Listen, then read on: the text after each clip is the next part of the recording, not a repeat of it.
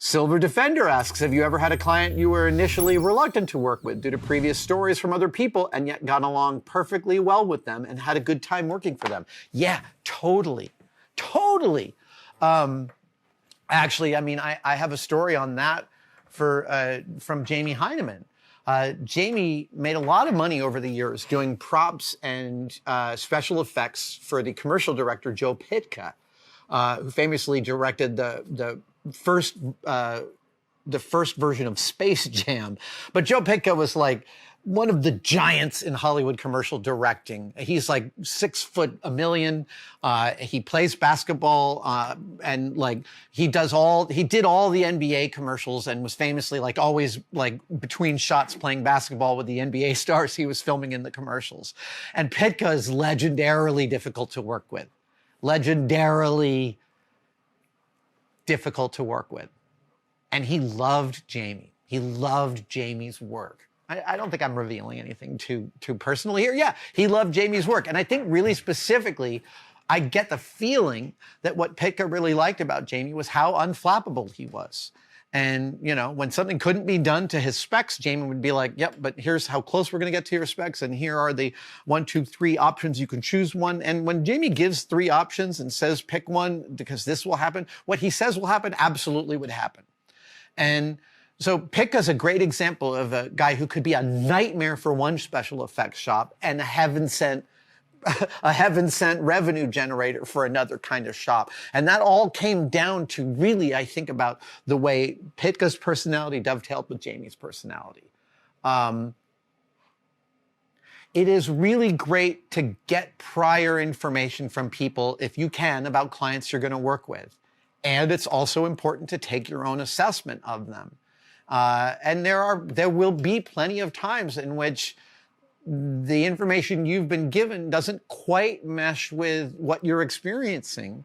And learning when to trust your instincts on that, again, is just part of institutional knowledge. I mean, everything around here is all iterative. And by iterative, I mean, you're going to fail, you're going to screw up, you're going to lose money, you're going to lose sleep. And each time you do, what's incumbent on you is to figure out what you can learn from that to run that off at the pass the next time something like that happens. Recently, Gears and Bricks. This is terrific. Gears and Bricks. Recently, someone asked me to 3D print them a very rare 10-inch diameter Lego spur gear replacement. 10-inch diameter.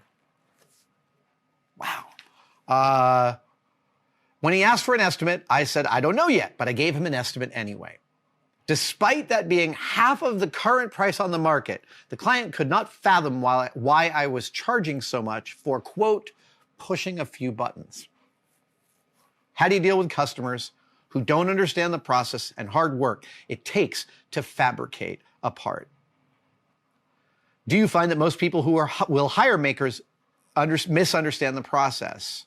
If they don't know how to do the job themselves, why does there seem to be assumption that it is always cheap and easy for those that do the work regularly? Thanks for whatever experience you can share with us. I'll go so far as not only most people will misunderstand, almost every client you have will have no idea how you do the magic that you do. They will have no idea how it works. They want stuff cheap, frequently because they've got a boss breathing down their neck. And they don't really necessarily want to understand how you do what you do, even though it behooves you to help them understand because it'll make them a better client. They are going to ask you questions. Like I said earlier today, your client will ask you questions that will make you wonder if they have a grasp on reality or if they've been paying attention to a single thing you've said. That's just part of having a client. And they're all like that. One thing you can do is not take it personally. That is one of the Q-tip, as my son said. Quit taking it personally. It's not personal when they don't understand. I mean, sure, someone asking you to do a thing and then saying, why is that going to cost $100? You're just pushing a few buttons. And your response in the moment is whatever it's going to be. But frankly, internally, if I heard that, I would be like, First of all, I wouldn't take it personally. I've had so many clients misunderstand what I'm doing over the years that it's like, you can't hurt me anymore in that regard, and I won't take it personally. It's just, oh, well, that's what the market will bear. If you don't want to go, you can go somewhere else. That's fine. I don't have to make this part for you, but this is what it costs. Have you heard of the private sector? That's where you found me. This is my price. Secondly, don't waste time justifying your cost. If they don't think it's worth it, let them go. Really, seriously. However, I mean,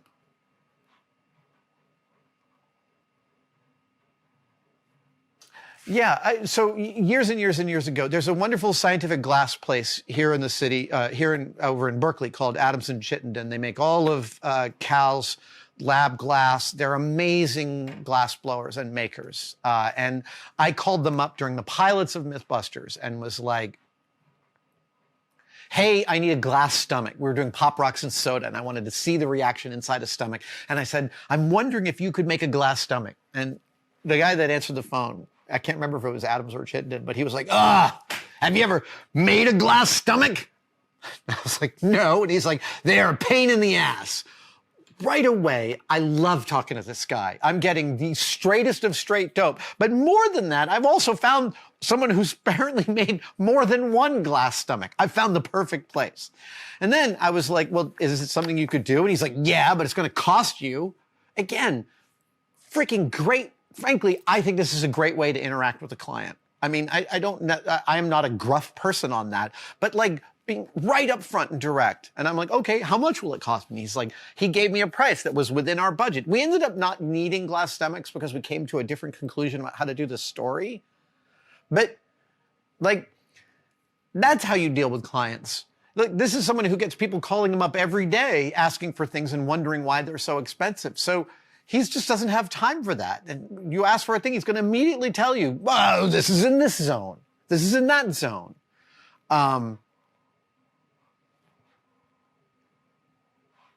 You can set